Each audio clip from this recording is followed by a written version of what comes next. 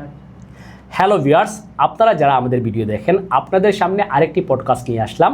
আমাদের সাথে রয়েছেন সিলেটের সুনামধন্য বায়োলজি শিক্ষক রাফাত স্যার, যিনি দীর্ঘদিন থেকে সুনামের সহিত বাচ্চাদেরকে বায়োলজি পড়িয়ে আসতেছেন। স্যার, আপনাকে আমাদের পডকাস্টে স্বাগতম জানাই।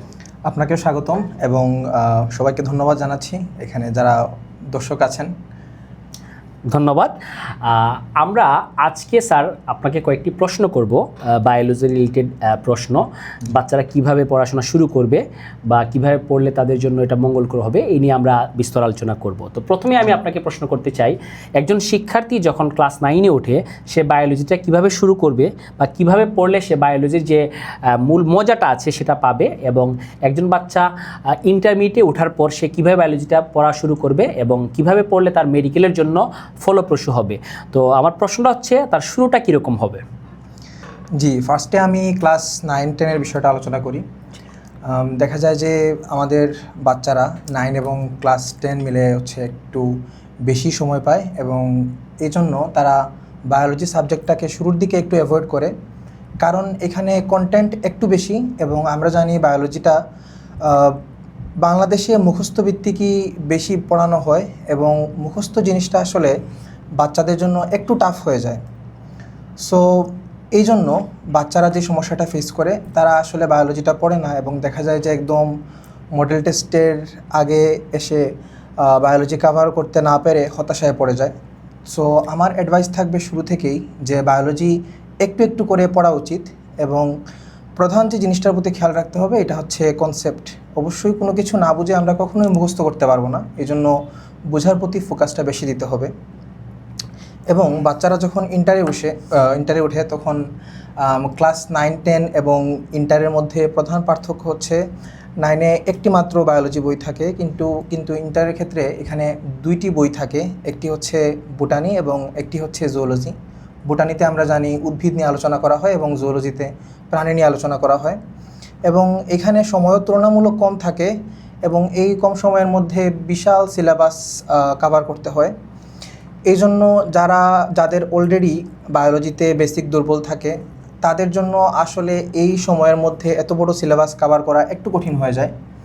এই জন্য আমার উপদেশ থাকবে শুরু থেকেই যে যেভাবেই বায়োলজি পড়ুক, প্রতিদিন যেন একটু একটু করে বায়োলজি পড়ে, এবং যাতে সবসময় খেয়াল রাখে যেন কনসেপ্টটা তার কাছে ক্লিয়ার থাকে, এবং বোঝার প্রতি সব থেকে বেশি গুরুত্ব দিতে হবে। ধন্যবাদ স্যার আপনাকে।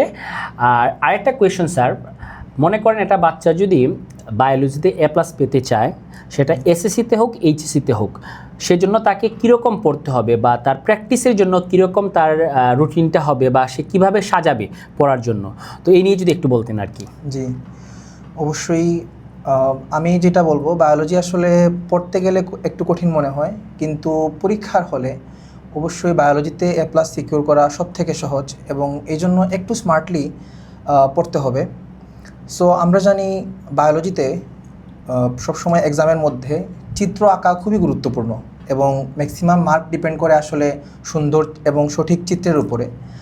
সো বাচ্চারা যদি শুরু থেকে প্রত্যেকটি চ্যাপ্টারের চিত্রগুলো আলাদা করে আঁকে, আলাদা একটা নোট খাতা বানায় তারা চিত্রগুলো নিয়ে, এবং প্রত্যেকটা কোয়েশ্চনের মধ্যে যদি চিত্র দিয়ে আনসার করতে পারে, তাহলে এই ক্ষেত্রে মার্ক অনেক অনেক বেশি বেড়ে যায়।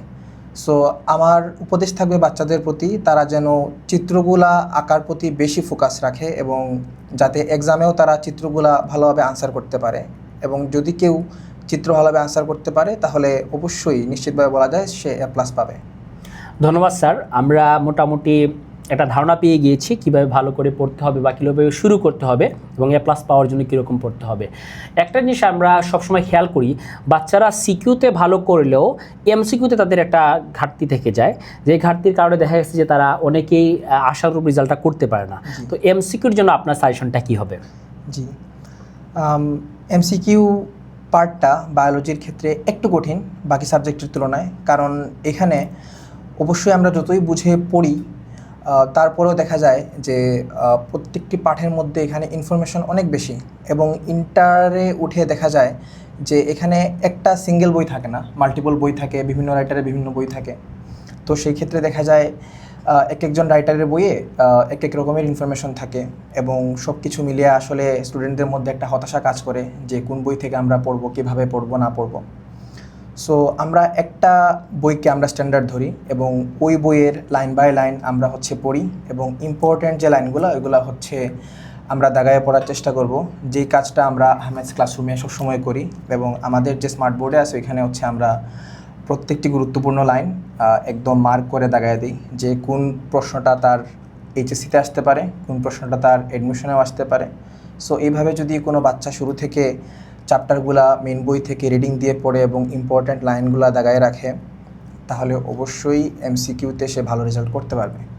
Thank you so much sir আপনাকে। আর আরেকটা কোয়েশ্চেন আমি করতে চাই, মনে করেন কিছু শিক্ষার্থী থাকে যারা দেখা গেছে সারা বছর পড়ার কোনো খেয়াল থাকে না, কিন্তু পরীক্ষার 3 মাস অথবা 4 মাস আগে তারা খুব বেশি সিরিয়াস হয়। তো এই সময়ের মধ্যে তার পক্ষে কি ভালো রেজাল্ট করা সম্ভব, বা কিভাবে পড়লে সে ভালো কিছু করতে পারবে, এটা সম্পর্কে একটু জানতে চাচ্ছিলাম আর কি। জি, খুবই সুন্দর একটি প্রশ্ন। আমি এই প্রশ্নের উত্তর দেওয়ার আগে আমি নিজের একটা ঘটনা শেয়ার করতে চাই। অবশ্যই। তো আমি যখন কলেজে ছিলাম, আমরা ছিলাম এইচএসসি 21 ব্যাচ, এবং আমাদের পরীক্ষার সময় কোভিডের কারণে জাস্ট হাফ সিলেবাসে এক্সাম নেওয়া হয়েছিল, এবং ওই এক্সামটাতে আমার বায়োলজি যেহেতু অপশনাল সাবজেক্ট ছিল, সেই জন্য আমি এইচএসসিতে বায়োলজি খুব একটা পড়ার সুযোগ পাই নাই। এবং পরে দেখা যায় যে অ্যাডমিশন টাইমে খুবই অল্প সময়ের মধ্যে আমাকে বায়োলজি কভার করতে হয়েছিল। এবং এত বড় সিলেবাস, যেটা হচ্ছে মানুষ 2 বছর নিয়ে শেষ করতে পারে না, এরকম একটা বড় সিলেবাস 3 মাসের মধ্যে কিভাবে শেষ করা যায়, এটা অনেকের মাথায় প্রশ্ন আসতে পারে। সো এক্ষেত্রে আমি বলবো অবশ্যই স্মার্টলি পড়তে হবে, সবসময় বুঝতে হবে যে আমার এক্সামে কোন কোয়েশ্চনটা আসতে পারে, এবং ওইভাবেই এক্সাম ওরিয়েন্টেডলি পড়তে হবে। কেউ যদি শেষ সময়ে এসেও এইভাবে পড়ে, তাহলে আমার বিশ্বাস সে অবশ্যই ভালো একটা রেজাল্ট গ্র্যাব করতে পারবে। তবে এই জন্য স্মার্টলি কাজ করতে হবে সবসময়। ধন্যবাদ। অবশ্যই এক্ষেত্রে একটা প্রপার গাইডলাইন দরকার। জি। এই জন্য এমন একটা একাডেমি বেছে নিতে হবে যেখান থেকে সে ভালো আউটপুটটা নিয়ে আসতে পারে এবং অল্প সময়ে সে অধিক পরিমাণে প্রিপারেশন নিতে পারে। জি, অবশ্যই। ধন্যবাদ স্যার আপনাকে। আমরা স্যারের কাছ থেকে অনেক কিছু জানলাম। তবে লাস্ট একটা কোয়েশ্চেন থাকবে স্যার, বায়োলজি যারা পড়ে অনেক শিক্ষার্থীদের টার্গেটটা থাকে তারা মেডিকেলে গিয়ে ভালো কিছু করবে, আর মেডিকেলে যদি ভালো করতে চায় এইচএসসির পরের যে সময়টুকু আছে অথবা এইচএসসিতে মেডিকেলের জন্য তাকে কীরকম পড়তে হবে বা কীরকম প্রিপারেশন নিতে হবে, এ নিয়ে যদি একটু আলোচনা করতেন। জি, অবশ্যই। অনেকেরই আমি দেখি যে মেডিকেলে পড়ার প্রতি খুব বেশি আগ্রহ থাকে, এবং সিলেটে কম্পারেটিভলি দেখা যায় যে এই রকমের গাইডলাইন খুব বেশি একটা অ্যাভেলেবল থাকে না। এই জন্য স্টুডেন্টরা দেখা যায় অনেক সময় হতাশার মধ্যে থাকে।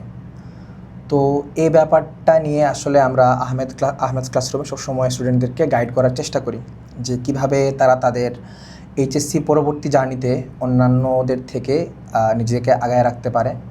এবং আমি যদি বায়োলজির ক্ষেত্রে বলি, আমরা জানি যে মেডিকেলে 30 মার্ক বায়োলজি থেকে আসে, সো বিশাল একটা মার্ক।